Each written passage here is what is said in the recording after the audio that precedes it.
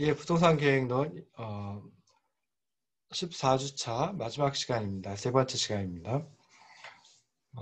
마찬가지로 이제 유연한 지구제에 대해서 살펴볼 건데요. 화면을 공유하고 시작하도록 하겠습니다. 자, 99쪽에 있습니다. 우리가 지금 사용하고 있는 그 지역지구제는 유클리드 지역지구제라고 얘기를 합니다. 유클리드 지역지구제라고 하는 것은 뭐 유클리드가 뭐 어떤 사람 이름이나 그런 건 아니고요. 마을의 이름입니다. 그래서 1926년에 미국의 오하이오주의 클리블랜드시 교외에 유클리드 마을이 있었고요. 그 유클리드 마을의 지역 지구제 조례를 미국 연방 최고재판소가 지지하는 판결을 내렸습니다. 그래서 그때부터 지역 지구제 이제 합헌성이 미국에서 인정되었고요.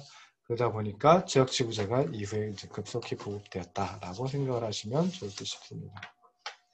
그래서 이때부터 제2차 세계대전 이전의 지역지구제를 일반적으로 유클리드 지역지구제라고 얘기를 하고요. 유클리드 지역지구제가 실제로는 지금까지도 계속 그 전통이 이어지고 있습니다. 유클리드 지역지구제는 한 6가지 정도의 특징을 가지고 있습니다. 그래서 먼저 사전 확정주의라고 하는 게 있는데요. 사전 확정주의는 말 그대로 토지의 용도를 사전에 미리 확정적으로 지정하는 것을 의미를 합니다. 그래서 용도 지역이 우리나라 같으면은 이미 전 국토에 걸쳐 가지고 확정이 돼 있죠. 결정이 돼 있죠. 그래서 물론 뭐 그것을 바뀔 수는 있긴 하지만 일단 사전에 확정적으로 지정하는 그런 그 특징을 사전 확정주의라고 얘기를 합니다. 자, 두 번째는 이제 누적주의라고 하는 것인데요.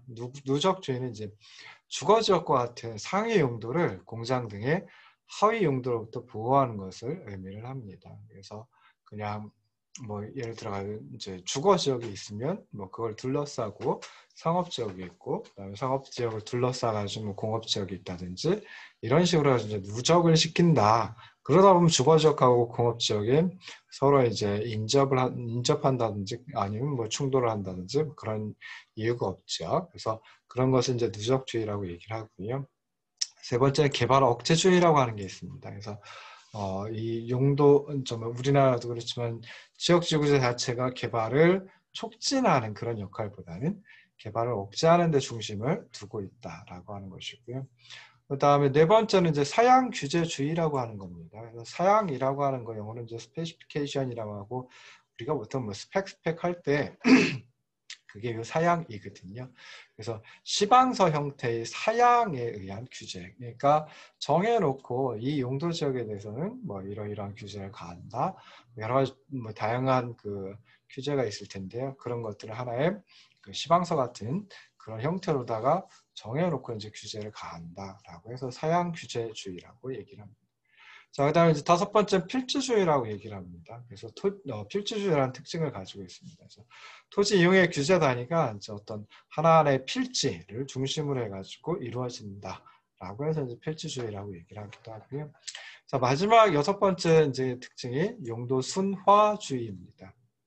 그래서 주택지에다가 공장이라든지 뭐 또는 이제 그 공동주택, 고층의 공동주택을 넣는다든지 하는 것도 이제 배제한다. 그래서 같은 용도끼리 이렇게 이루어질 수 있도록 하는 걸 갖다 이제 용도 순화주의라고 얘기를 합니다. 그래서 극단적으로 보면 뭐 주거, 상업, 공업 지역이 있다라고 하면 주거 지역에는 주택만 들어올 수 있고 상업 지역에는 상가만 들어올 수 있고 공업 지역에는 공장이나 창고만 들어설 수 있도록 이렇게 이제 가까이 용도로만 이용할 수 있도록 하는 걸 갖다 이제 용도 순화주의라고 얘기를 합니다. 근데 2차 세계대전 이후에 사회 상황이 변화를 했고요. 그러다 보니까 유클리드 지역지구제가 한계를 드러내고 각종 이제 개선책이 마련되어 왔습니다. 그래서 이제 이런 새로운 지역지구제를 일반적으로 유클리드 지역지구에 대응해서 비유클리드 지역지구제 또는 유연한 지역지구제라고 이야기를 하고 있습니다. 자, 그 중에 이제 제일 처음에 나오는 게 이제 탄력적 대응 기법이라고 하는 것입니다. 그래서 유클리드 지역지구제는 토지용을 사전에 예견할 수 있다라고 하는 점을 전제로 하고 있습니다. 그러다 보니까 이제 첫 번째 특징인 사전 확정주의라고 하는 게 나왔겠죠. 근데 이제 뭐 자동차가 보급된다든지 뭐 이런 것들을 통해 가지고 토지 이용을 사전에 예견하기 어렵게 되었습니다. 그러다 보니까 사전에 사전 확정주의 방식을 대신해 가지고 적용할 수 있는 좀 더 유연한 수법이 요구가 되었습니다. 그래서 이 탄력적 대응 기법은 크게 두 가지가 있는데요. 적용의 특례라고 하는 것하고 특례 조치라고 하는 것하고 두 가지가 있습니다. 그래서 먼저 적용의 특례는 영미법의 특징 중에 하나입니다. 그래서 영미법에서는 이제 법률의 규정을 기계적으로 적용해서 하기보다는 만약에 불필요한 곤란, 불필요한 어려움이 발생했다라고 하면 그때는 입법 정신에 배치되지 않는 한에서 그 규정을 완화할 수 있다라는 것을 의미를 합니다. 그래서 지역 지구제의 경우에도 2차 세계대전 이전서부터 적용의 특례를 미국에서는 시행을 하고 있었습니다. 그래서 예를 들어 건축물의 건축성 후퇴라고 하는 게 있죠. 우리나라 같으면 이제 4m 미만의 도로에 접해 있다라고 하면 도로 중심선으로부터 2m는 떨어지도록 이제 하고 있습니다. 그래서 그런 건축선 후퇴가 전면 도로로부터 일정 거리로 규정이 되어 있습니다. 그렇긴 하지만 지형상의 이유로 인해서 건물이 그 선을 어느 정도는 조금은 돌출해야 한다라고 하는 경우 그때는 지역지구제 조정위원회에 신청해서 심사를 거치고 그리고 나서 적용의 특례가 인정되는 경우가 많이 있었습니다.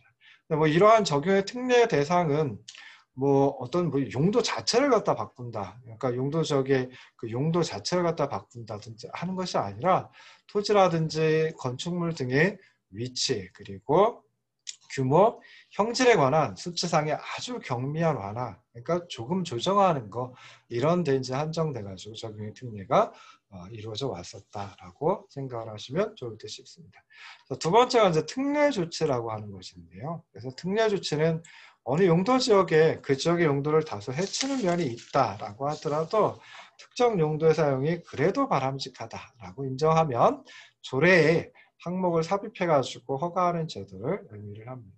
그래서 특정 용도 지역에서는 일반적으로 부적합한 용도이기 때문에 어금 규제를 해야 되겠죠. 그렇긴 하지만 일정 요건을 만족시키면 예외적으로 허용하는 그 특정 용도를 허용하는 그런 조치를 갖다가 의미합니다. 그래서 특례 용도 허가 또는 조건부 용도 이런 식으로도 이제 불리는 것이 이제 특례 조치입니다. 그래서 특례 조치는 개인의 권리를 보장해야 된다 이런 의미에서 이루어졌던 건 아니고요. 지방자치단체의 그 공익적 배려에 의한 차별의 성격을 가지고 있다, 구별의 성격을 가지고 있다라고 생각을 하시면 좋을 듯 싶습니다. 그래서 2차 세계대전 이후에 새롭게 이제 많은 토지 용도들이 생겨났습니다. 그래서 이동식 주택이라든지 모텔이라든지 도축장이라든지 근데 이런 것들은 이제 좀 선호하는 용도는 아니죠. 그래서 이런 용도에 대해서 지역 지구제의 결정을 좀 완화해서 현안 문제화되는 것을 피하는 수단으로 좀 많이 이용이 되어 왔습니다. 예를 들어 가지고 이제 소매 업무 지역이다라고 하면 소매 상가들이 쭉 들어서면 되겠죠. 근데 그런데다 이제 교회는 지금은 건축물의 일부를 교회로 활용하는 경우도 있지만 미국 같으면 그렇지 않죠. 그래서 이제 한 동 전체가 따로 이제 교회로 이용되는 경우가 많았었는데요.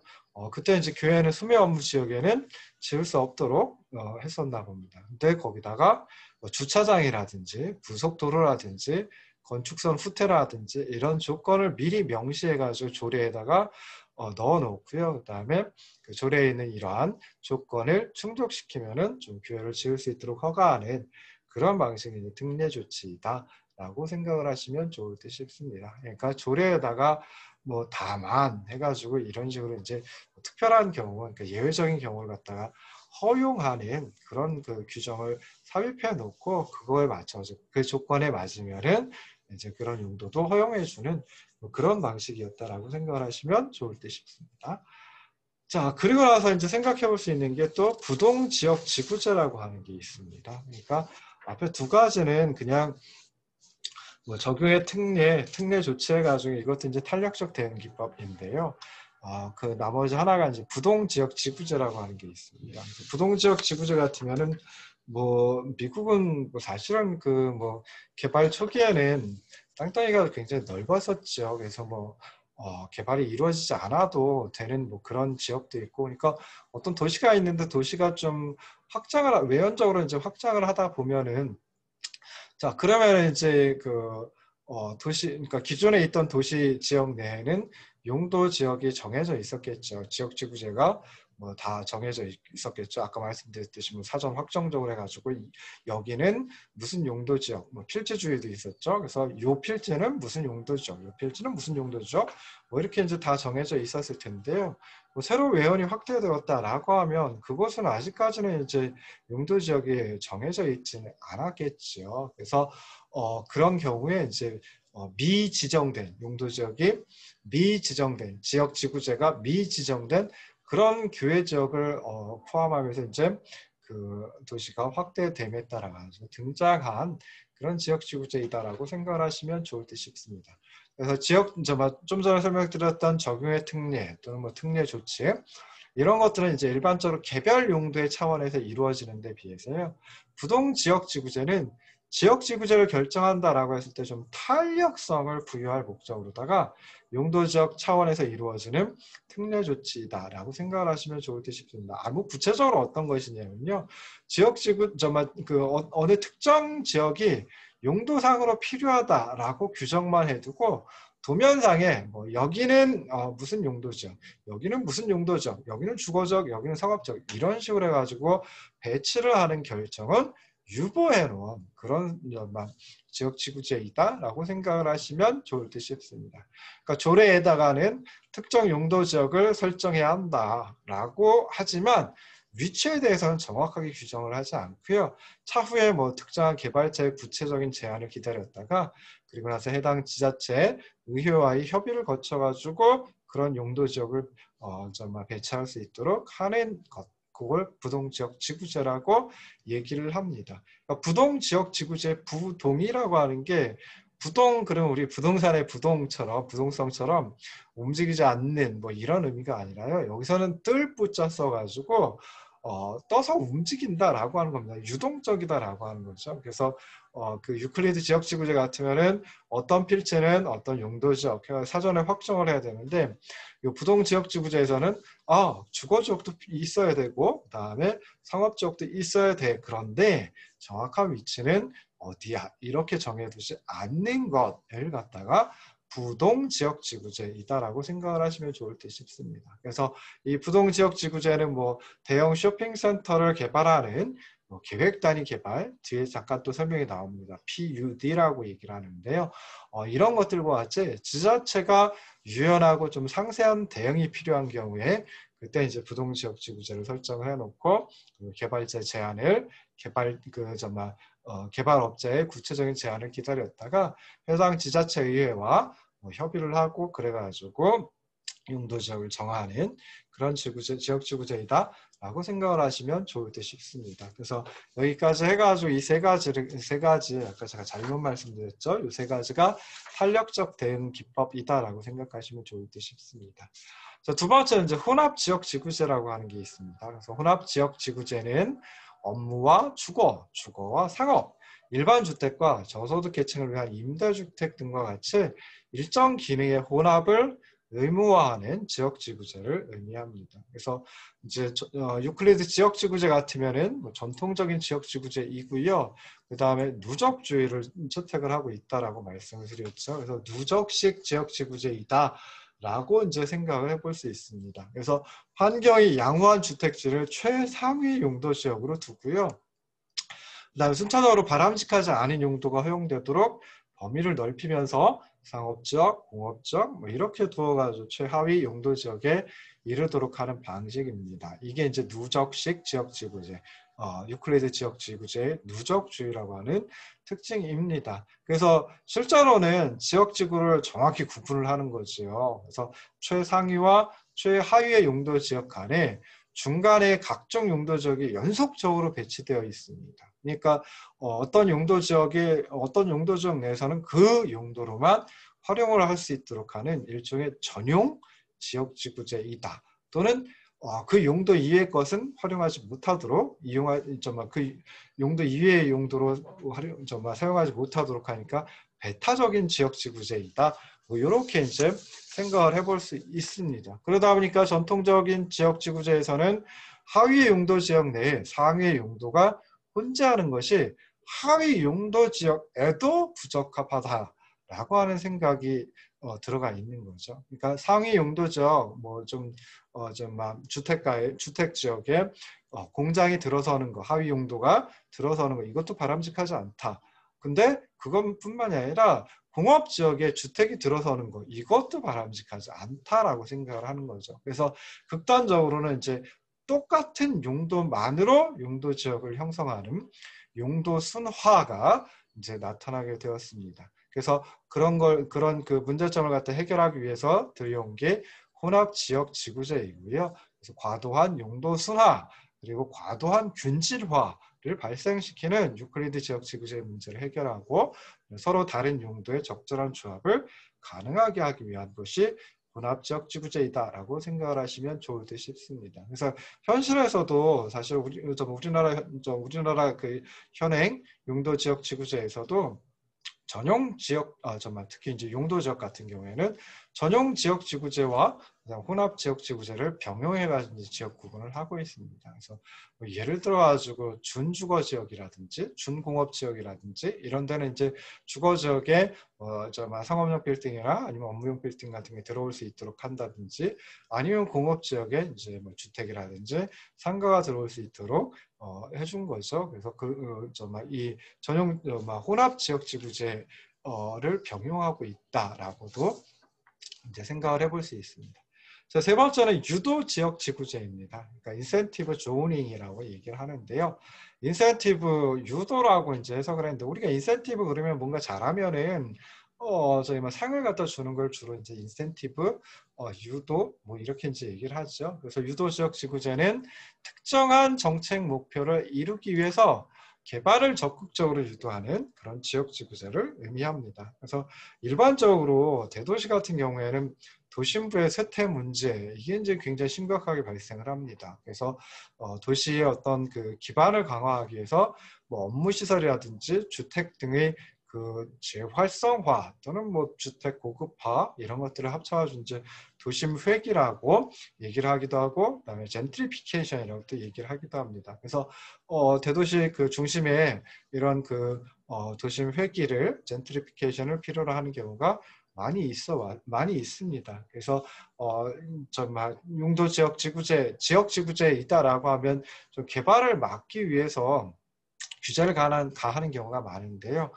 그러기보다는 이런 지역에 대해서는 좀 개발을 유도하는 기능을 부여하는 것이 바람직하지 않을까. 그리고 그런 지역 지구제를 유도 지역 지구제라고 얘기를 합니다. 그래서 유도 지역 지구제는 첫 번째 특징이 개발을 유도하는 기능을 부여한 것이다라고 생각하시면 좋을 듯이고요. 그 다음에 두 번째로는 뭐 개발을 강압적으로 촉진한다든지 뭐 이런 건 아니에요. 대신에 이제 기존의 규제 조건을 완화하거나 아니면 어떤 특례를 갖다 부여해가지고 특정한 개발을 유도하도록 하는 지역지구제이다라고 생각을 하시면 좋을 듯 싶습니다. 그래서 예를 들어가지고 이제 전통적인 지역지구제에서는 뭐 쾌적성이라든지 이런 걸 뭐 확보하기가 쉽지는 않았거든요. 근데 공개 공지 또는 뭐 보행자 공간 뭐 이런 걸 마련한다라고 하면은 용적률을 인센티브로 부여하는 뭐 그런 형태가 유도 지역 지구제 예의다라고 생각을 하시면 좋을 듯 싶습니다. 자, 네 번째는 이제 성능 지역 규제라고 하는 게 있습니다. 그래서 성능 지역 규제는 주거, 상업, 공업 등의 용도에 따른 규제가 아니라요. 실제 토지 이용에 기초해가지고 발생하는 각종 결과를 기준으로 주변에 대한 영향에 따라 규제하는 방식이다라고 생각을 하시면 좋을 듯 싶습니다. 그래서 우리가 유클리드 지역 지구제 그러면은 뭐 시방서 형태로 해가지고 딱 여기는 어떤 용도만 여기는 어떤 용도는 되지 않아? 뭐 이런 식으로 해가지고 용도를 기준으로 해가지고 규제를 가하는데 성능 지역 규제는 그 방식은 아니고요. 여기에 어떤 게 들어왔는데 뭐 그래가지고 뭔가를 발생을 시켰어. 그런데 그 결과가 뭐 그렇게 크지 않아. 그러니까 악영향을 미치는 게 크지 않아. 그럼 들어와도 돼. 뭐 이런 식으로 하는 것을 성능 지역 규제라고 얘기를 합니다. 그래서 구체적으로 소음이라든지 진동, 냄새, 매연, 화재, 폭발 위험, 쓰레기, 뭐 유해물질, 그다음에 현관, 열, 방사능 물질 뭐 이런 규제 항목에 대해서 미리 일정 기준을 설정해 가지고 규제하는 겁니다. 그래서 그 기준을 넘지 않는다라고 하면 뭐 어떤 용도로도 활용을 할 수 있다. 어떤 용도가 들어와도 된다라고 하는 것을 갖다 이제 성능 지역 규제라고 얘기를 하는데요. 성능 지역 규제는 이제 산업공원이라고 하는 게 산업공원의 출현이라고 하는 것과 밀접한 관련이 있습니다. 그래서 산업공원, 뭐 인더스트리 파크라고 얘기를 하는데요. 뭐 어떤 걸 생각해 볼 수 있을까요? 뭐 제가 가본 데는 이제 청도 와인동굴 또는 뭐 청도에는 그 자수정동굴은 실제로 이제 가봤습니다. 뭐 이런 데를 얘기를 하는데요. 자, 산업공원은 용도로서는 공업지역입니다. 용도로서는 공업이지만 외관적으로는 공원과 거의 유사하고 건폐율도 매우 낮거든요. 그래서 주택지 인근에 입지해도 뭐 주택에 악영향을 미친다든지 그럴 문제 소지가 전혀 없습니다. 뭐 소음이 산업공원에서 소음이 뭐 심한 것도 아니고요. 뭐 그다음에 뭐 매연을 많이 발생하는 것도 아니고요. 유해 물질이 있다든지 뭐 그런 것도 아니거든요. 그래서 그런 그 산업공원 같은 경우에는 뭐 용도 지역이 주택이다라고 주거 지역이다라고 하더라도 뭐 들어와도 큰 영향을 미치질 않습니다. 그래서 이렇게 근린에 미치는 이웃 지역에 미치는 실질적인 영향만을 규제하는 것으로 충분하다라고 하는 인식에서 나타난 게 성능 지역 규제이다라고 생각하시면 좋을 듯 싶습니다. 그래서 보시면은 이제 그 마포에 보면 서울에 마포 가보신 문화비축기지라고 하는 게 있어요. 그래서 그 문화비축기지는 뭐 비축기지 그러니까 석유 비축기지 생각하시면 됩니다. 그래서 예전에 석유 비축기지로 이용이 되던 건데 이게 이제 어느 순간에 석유를 뭐 도심에다 그렇게 많이 비축을 해줄 필요가 없게 되었거든요. 그러다 보니까 이제 당연히 이제 석유 비축기지 석유 쌓아놓는 걸 이제 좀씩 줄이다가 결국은 이제 비웠습니다. 그리고 나서 그것을 이제 문화 공간으로 활용을 한 게 이제 그 문화 비축 기지라고 하는 그래서 저기 막 그 오일 탱크가 석유 탱크가 이제 문화 탱크로 이제 바뀐 것이다라고 생각해 볼 수 있는데요. 그런 것들이 이제 산업공원의 대표적인 것이다라고 생각해 볼 수 있고요. 아까 말씀드렸던 청도의 자수정동굴이라든지 와인동굴, 그다음에 뭐 독일 가보시면 이제 화력발전소라든지 제철소를 산업공원으로 많이 이제 꾸며놨다라고 얘기를 하더라고요. 뭐 그래서 그런데 서울의 당인리 발전소라든지 아니면 또 영덕의 그 풍력발전소 공원이라고 하는 게 있다고 합니다. 그래서 그런 것들이 이제 산업공원이고 그런 것들은 뭐 주택가 근처에 있어도 그러니까 용도 지역이 주거 지역이다라고 하더라도 사실은 별 큰 영향을 미치지 않겠죠. 그래서 그렇게 성능 가지고 규제를 하는 것, 주변에 미치는 영향에 따라 규제하는 방식을 성능 지역 규제라고 얘기를 합니다. 뭐 그렇긴 하지만 이 성능 지역 규제가 전통적인 지역지 규제를 완벽하게 대체할 수 있는 그런 것만은 아니다라고도 생각해 볼 수 있습니다. 그래서 미국에서는 지자체 조례에서 공업 지역 등에 한정해서 성능 지역 규제가 적용되고 있다라고 얘기를 합니다. 자, 다섯 번째가 이제 계획 단위 개발입니다. 그래서 Planned Unit Development 앞서 따서 PUD라고 이제 보통 표현을 많이 합니다. 그래서 계획 단위 개발은 일정 규모 이상의 단지 개발에 있어서 단지 전체를 하나의 규제 단위로 묶어서 일반적인 규제를 적용하지 않는 유연한 토지용 규제 방식을 의미합니다. 그래서 1960년대 이후에 대도시 도시에서 대규모 도시 개발 사업이 이제 진행이 되면서 그때 이제 전통적인 그 유클리드 지역 지구제 같으면 개별 필지 단위죠. 근데 이런 지역 지구제로는 좀 대단위 개발에 효과적으로 대처하기 어렵다. 그래서 용도의 혼합이 가능한 PUD에 관심이 좀 많이 집중이 되었다라고 합니다. 그래서 PUD 같으면 이제 어떻게 보면 굉장히 대단위로다가 그 개발을 하는 거기 때문에 필지 단위의 개발 보다는 훨씬 더 유리하다라고 생각해 볼 수 있습니다. 그래서 소규모 개발, 아주 조그마한 뭐 한 필지를 갖다가 한 필지에다 주택을 짓는다든지 상가를 짓는다든지 하게 되면은 필지마다 뭐 서로 다른 용도로 활용을 한다든지 난개발이 이루어질 수 있죠. 그 다음에 경관도 이렇게 맞추기가 어려우니까 좀 단조롭고요. 그 다음에 용도 순화도 과도하게 이루어질 수 있는 거죠. 근데 PUD 같으면은 이런 문제점, 그러니까 난개발, 단조로운 경관, 그리고 과도한 용도 순화 뭐 이런 것들을 해결할 수 있기 때문에 이제 PUD가 도입이 되었습니다. 그래서 일반적으로 그 진행하는 절차는요, PUD 진행하는 절차는 개발을 하려는 사업자가 개발 계획안을 작성하고 공청회 그리고 개발 영향평가 조사 등의 엄격한 절차를 거치고요, 지자체의 승인을 받습니다. 그리고 그렇게 되면 당해 구역 내에서의 종내의 지역지구제는 실효가 되고 개발 계획 자체가 도시 기본 계획으로 반영되는 이런 절차를 거치고 있습니다. 그래서 개발 사업자 입장에서는 좀 더 창의력 있게, 창의성 있게 개발을 하면 부가가치를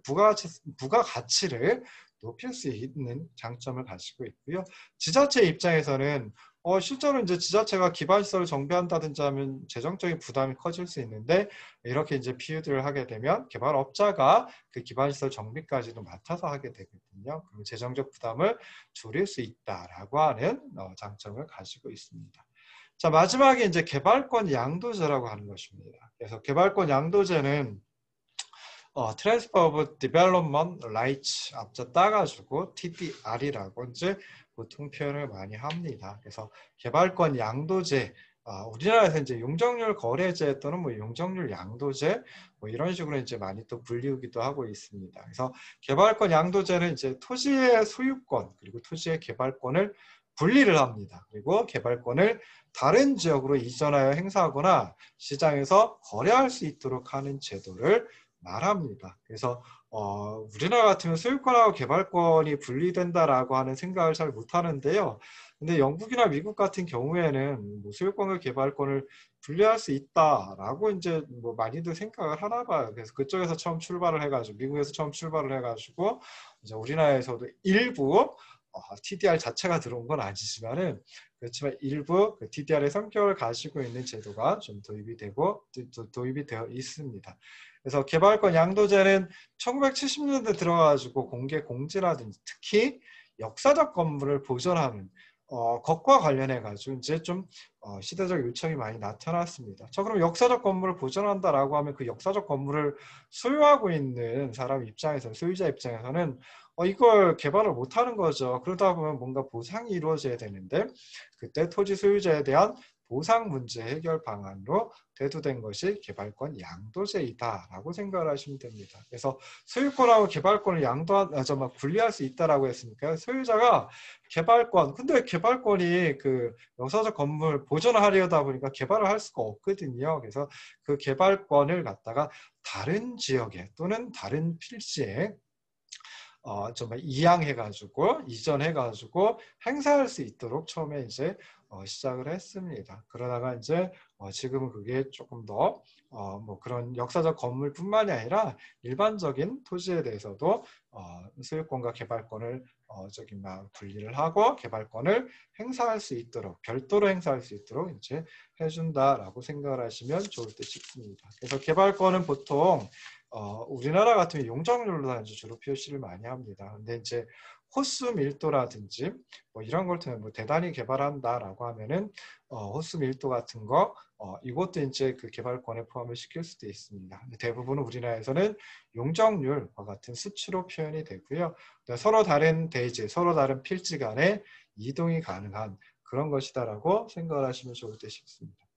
토지 소유자는 자신의 대지의 소유권을 그냥 그대로 보유한 채 개발권의 일부 또는 전부를 타인에게 양도를 할 수가 있습니다. 그러면 개발권을 매입한 사람 입장에서는 자기가 가지고 있는 대지가 있겠죠. 필지가 있겠죠. 거기에 애초에 할당되었던 개발권하고 매입한 개발권을 합쳐서 개발을 할 수가 있습니다. 근데 이걸 뭐 규제를 안 한다라고 하면, 그러니까 최대 한도를 상한을 갖다 정하지 않는다라고 하면 무조건 위로 올릴 수 있다라는 건데, 그거는 좀 말이 안 되죠. 그래서 최대 한도에 대한 규제는 어느 정도는 있습니다. 그래서 개발권 매입자가 애초에 개발권하고 그다음에 매입한 개발권을 합쳐가지고 그래도 규제치의 최대 한도까지만 개발을 할 수 있도록 해놓고 있습니다. 다음에 일단 개발권을 양도했다라고 하면 그 토지 소유자는 그 대지 내에서는 이제 더 이상 개발을 하지 못하는 거죠. 더 이상 더 개발을 하려고 한다라고 하면 타인으로부터 다시 개발권을 매입해야 하는 그런 상황이 됩니다.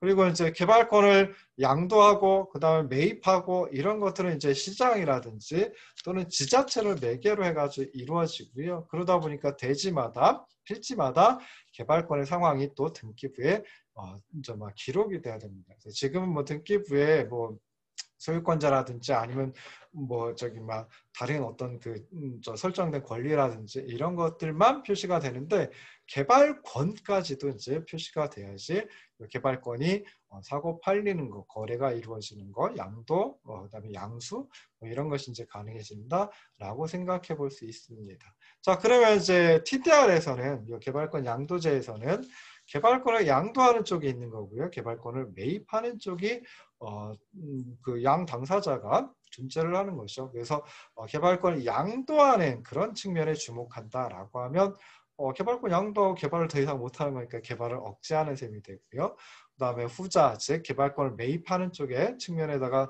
주목하면은 개발을 촉진하는 그런 역할을 수행하는 것이다 라고 생각을 해볼 수 있습니다. 그리고 이제 개발권의 할당치 그리고 개발권의 어떤 규제치 뭐 이런 것들을 갖다 시간적, 객관적으로 좀 고정시킬 수가 있거든요. 그러니까 그 정책 당국의 입장에서는 개발권을 어떻게 할당을 할런지, 그 다음에 개발권을 가지고 있다라고 하더라도 뭐 아까 최대 한도를 갖다 규제한다라고 했는데 이런 것들을 시간적, 객관적으로 이렇게 정할 수가 있습니다. 그래서 도시개발의 어떤 시기도 규정, 그런 그 시기와 관련된 방향도 세울 수가 있는 거고요. 도시개발의 시기도 규제할 수 있는 거고요. 또 도시개발의 어떤 방향도 규제할 수 있는 그런 정책이다라고 생각을 해볼 수 있습니다. 그래서 TDR 개발권 양도제라고 하는 것은 이제 시장 주도형 도시개발에 좀 유연하게 대처할 수 있는 새로운 형태의 유연한 유연한 지역지구제이다. 지역지구제를 뭐 완벽하게 대체할 수 있는 것은 아니지만은 그래도 개발권 양도제를 통해 가지고 전통적인 유클리드 지역지구제의 어떤 문제점 너무 경직적이다라고 하는 거, 그러다 보니까 용도 순화가 뭐 이제 발생을 하게 되는데 뭐 그런 현상을 갖다 어느 정도 막을 수 있는 그런 그 새로운 유연한 지역지구제의 한 방식이다라고 생각을 해볼 수 있습니다. 자, 이렇게 해가지고 이제 그 부동산 계획론 14주차 강의까지 마치게 됩니다. 15주차 강의를 조금 더 찍어가지고 올려놓을런지 모르겠는데요. 아마도 안 그럴 것 같아요. 여러분들 힘들고 그다음에 뭐 시험 보실 만한 그 충분한 범위까지 나간 듯 싶습니다. 중간중간에 제가 좀 뭐 늦게 올리기도 했고요. 그다음에 중간중간에 조금 강의가 제대로 잘 이루어지지 않은 경우도 있고 그러는데요. 여기까지 쫓아와 주셔서 너무너무 고맙고요. 그리고 부족한 강의 들어주시느라고 고생하셨습니다. 항상 건강하고 평안하시길 기원합니다. 이상으로 부동산 계획론 강의를 마치도록 하겠습니다. 고생하셨습니다.